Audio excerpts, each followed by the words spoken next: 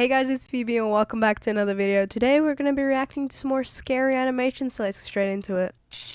The first video we're going to be reacting to today is from Wansee Entertainment and it's called Vacation. This story happened in 2007, as far as I can remember.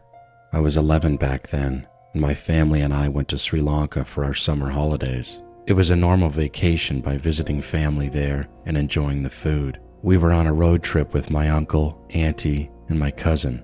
We planned on visiting the temple, which was located on the southeast coast of Sri Lanka. We prayed, fed the holy cows there, and ate some really good temple food. My dad even cut his hair, as is tradition ritual when you're wishing someone the best of luck. So it was a pretty fun family day, as you say, with no complaints. It was starting to get a little dark, and by dusk, my uncle and my dad decided to look for a motel to stay for the night so we could get some rest before we had to head home the next day. They found a motel nearby the temple, but still out of the city, which was very dry as far as I can remember, and there was nothing but dry, dusty earth. Behind the building was a wheat field that led to nowhere, but the building was in good condition. How does he know it leads to nowhere? Did he go explore it? Like, that wheat field looks pretty tall. It looks at least as tall as the door. How would he know there's nothing behind it? There could be an entire convenience store back there. For its location and age. However, we got 2 rooms on the top floor on the 5th story. One for my family and the other one for my uncle and his family. Our room was pretty small, but enough for 5 people. There was 1 large bed and 1 single bed. Right in front of the large size bed was a dresser. What picture is that? Size bed was a dresser with a TV on it. And next to the large bed was the bathroom with a small window in it. Whose son is that? After we got our rooms, I remember we went to the city for dinner and came back to the motel around 10 o'clock. My oldest sister, who was 19 back then, and my brother, who was 9, shared the large bed together, while my parents slept in the bed next to us. We fell asleep and were hoping to sleep through the night. That bed looks super cramped, like all 3 kids in the same bed. I could never. I would be rolling off both sides of the bed at the same time. Because we were all very exhausted from the heat. We knew we had to get up early the next day, so our mom told us that we must get to bed immediately. By about midnight, I can't remember exactly what time it was, but it was very dark. I heard a noise coming from the end of my bed, right in front of the dresser. Because of the moonlight faintly shining in, I could barely make it out. It's a werewolf. I saw my dad was taking something out of his wallet. I wasn't thinking much of it, but still was wondering why he had to do it at midnight. I fell back asleep and didn't think much of it. A few hours later, I was awoken again, this time by the terrifying noise and scream from my auntie's room. Who stole my $20? Next door. I looked to my left and saw that my parents weren't in their bed anymore. While my auntie was screaming and shouting next door, I suddenly saw my mom run back into our room, take off her wedding chain from her neck, and throw it under the bed. Now at this point you should know that a wedding chain is a wedding ring in our culture, which is a holy chain made from a lot of hard work and is extremely valuable. She went back to my auntie's room again, and I looked to my right and saw my brother and sister were also awake. I asked my sister what happened, but she didn't know what was going on and was trying to comfort us. I just know how scared and cold I was. All 3 of us started to tremble and shake with fear. After 5 minutes, my mom came in and gave us a hug. We weren't crying, but we were so incredibly scared, our hearts were beating out of our chests. I'm not sure how it is in the western parts, but we originally lived in Switzerland. However, I don't care where you originally lived. I want to know what's going on. Like, he stole some money and then he disappeared and now she's got an indirect divorce. I want to know what's happening. Why are people screaming? Noticed that in places like Sri Lanka or anywhere in the southern parts of India, women tend to cry very loudly. As a child, this could be quite distressing. We weren't accustomed to such intense displays of emotion, especially when someone cried out in pain like my aunt did. Her crying made the situation even more unsettling. Yet at that time, we didn't fully understand what was happening. After an hour, we fell back asleep because our mom told us to. In the early morning, my parents were awake and were talking about the incident last night. My mom started to tell the horror. By night, a burglar climbed up to my uncle's room on the top floor, right next to our room, and stole a $5,000 wedding chain from my auntie, and also the car key to our van. My uncle woke up because of a noise from the bathroom, investigated, and caught the burglar trying to flee out of the window. When he tried to grab him, the burglar fell out of the window to the ground and disappeared into the wheat field. They chased him through the wheat field, but couldn't find him. The guy escaped, and even the police couldn't find him. Thankfully, we got a second key for our van, packed up everything, and went directly home. Before that, my uncle wanted to make sure that the burglar hadn't left anything behind while running away, in hopes that we might find a clue. However, despite our efforts, we couldn't find anything. My auntie was sad and barely spoke while driving home because she was so traumatized by the incident. While we were driving home, my dad made sure he had everything and looked into his wallet and realized that a small picture of his father was missing, and so was his cash. That's when I realized that the man in front of the dresser wasn't my dad at midnight. It was the burglar himself. I don't want to know what would have happened if that guy realized that I was awake and looking at him. I'm glad it was dark so he couldn't see me, but it also freaks me out when I think about that it actually was the guy who took my auntie's wedding chain and the key of our van. Ever since then, I always make sure that the restroom window and the door to my hotel room is completely locked and deadbolted. That makes sense why she threw her wedding necklace, under the bed, because she was probably afraid that the burglar was gonna steal it. But how do you not recognize, like, if it's your father or not? Like, I get you just woke up and you're, like, confused, but how do you not realize that that is not your father and it's a random man? The next story is also from Wansee Entertainment, and it is called The Showers. This is the story of a religious trip I took in the Philippines when I was 13 or 14 years old. My friends and I were staying in a 2-story building with lots of rooms in Manila. The view was nice, peaceful, and quiet. On our second day there, my friend Apple and I decided to head to the showers together. That is such a nice name. Like, what are you gonna call your beautiful baby? Apple! Why? Why not pear or banana or avocado? Apple! The showers in this building weren't in the rooms. They were in a large space where each person had their own cubicle to bathe in. Apple went into the first cubicle, and I went into the second. As we showered, I heard my friend Violet calling for us, asking where we were. I excitedly responded, "Apple's in the first cubicle, and I am in the second one. You can occupy the third one." I was excited that Violet was joining us because at that age, the thought of us taking a bath together was fun. I heard the door next to me open, the shower curtain open, and the shower began to run. As I bathed, I had a conversation with Violet. We talked about typical teenager stuff. As I spoke, Apple called out to me from her stall, "Hey, who are you talking to?" I didn't think much of it. Maybe Apple couldn't hear Violet as well as I could with all the running water. I responded to Apple, "Violet is here. She's in the third cubicle." "Oh, okay," she replied. Now it was Apple, Somebody has a grudge against Violet. Like, what beef does Apple and Violet have? Because I want to be in on it. Violet and I having a conversation. Next, I heard our friend Lila enter the bathroom, calling out to us. I told her where the three of us were and encouraged her to use the only remaining shower on the end. Same as with Violet, I heard the door, shower curtain, and water running. We continued to talk with each other for what seemed like a long time. Now, Violet asked if she could borrow my soap since she forgot hers. I said, "Of course."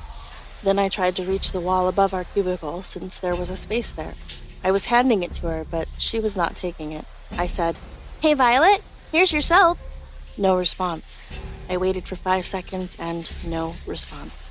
I shrugged and figured maybe she'd figured it out and didn't say anything. As I finished cleaning myself up, I called out, "Hey, Violet, Lila, we will wait for you so that we can go back to our rooms together." Apple and I sat and waited for the other two. We could see the cubicle doors from where we were. The doors had this blurred glass, so you can't really see what's inside, but if someone moves around behind the glass, you can see their silhouette.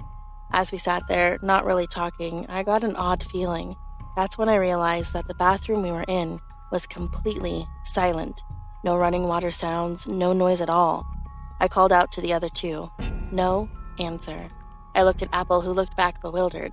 She shrugged. Worried that something might be wrong with my friends, I approached the door of the third cubicle. I lightly pushed on the door, expecting it to be locked, and it wasn't. A pit of fear grew in my stomach. The cubicle, which should be warm from the steam of the running shower, was cold. I closed my eyes and quickly pulled back the shower curtain. "Sorry, Violet." I slowly opened my eyes as I spoke. "I'm just worried about..." I froze on the spot at what I saw, or What is it? rather, what I didn't see. The shower was empty and completely dry. The shower's haunted. Mystery solved. Why is everyone so shocked? It's haunted, clearly. There's demons in there! Like nobody had been there. I rushed out of there and went to the fourth cubicle. Same situation. It was dry, and Lila was nowhere to be found. I was trembling from fear at this point.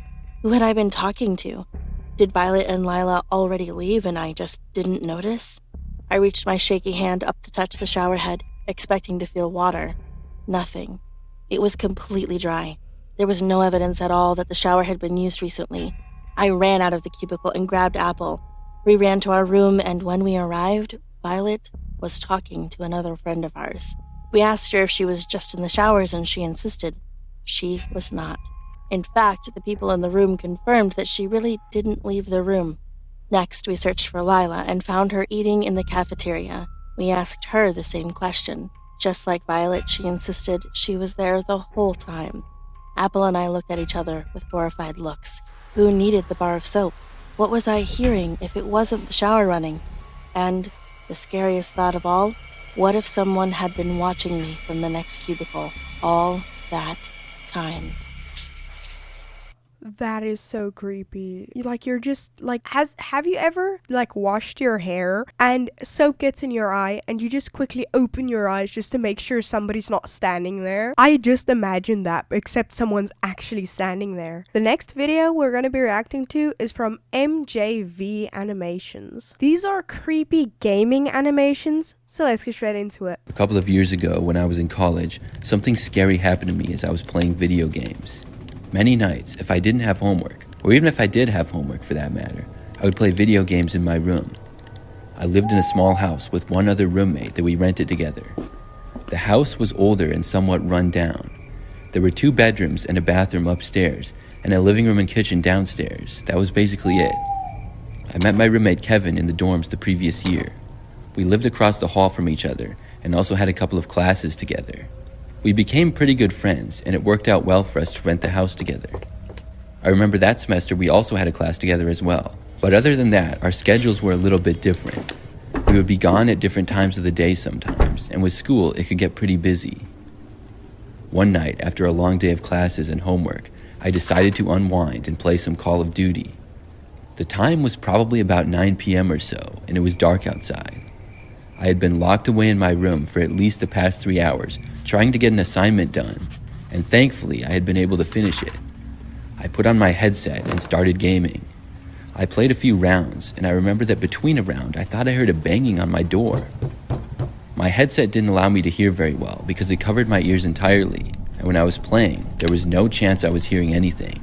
So now, after hearing someone banging on my bedroom door, I assumed it was Kevin. I took off my headset to hear the tail end of it before it stopped.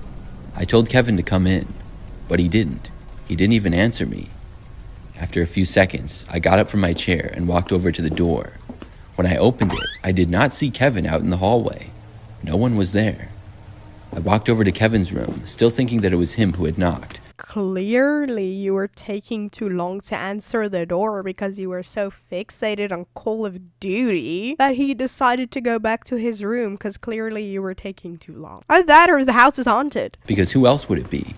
Your mom. I then knocked on his door, which was closed, but he didn't answer me. I'm sorry, everybody. That was so bad. I thought about just walking into his room, but decided not to. Maybe he had gone downstairs. I then walked downstairs and checked all around the house, but Kevin wasn't there.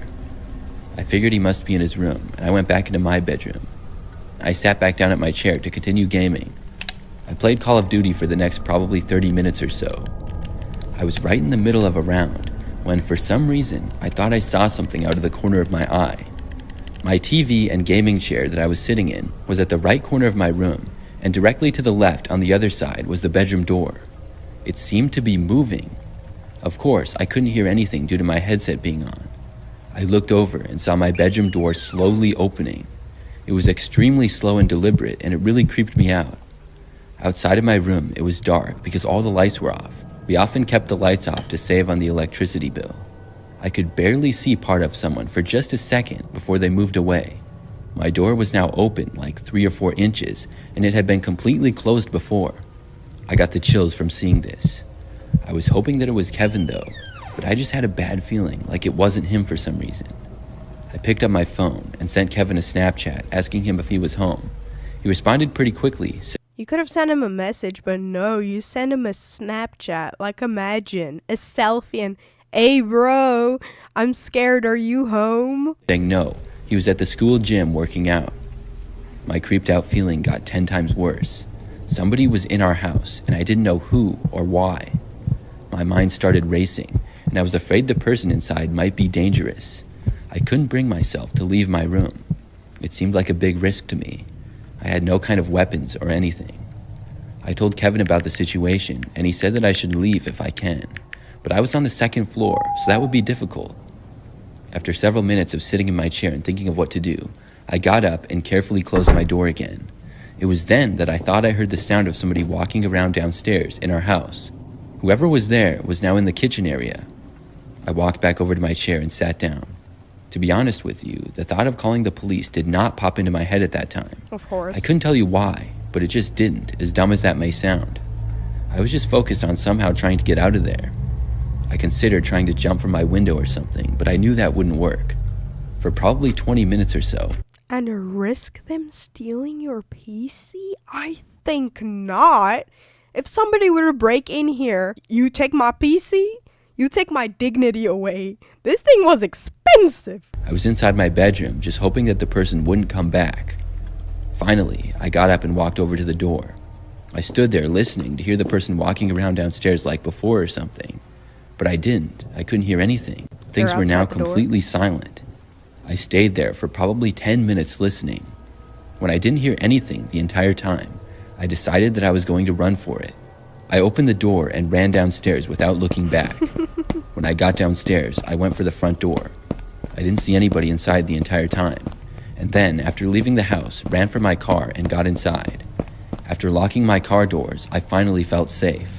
I hate these types of images because I always feel like there's somebody gonna be behind you. There's always somebody behind them, and then they grab them. I hate it so much. It makes me scared to drive.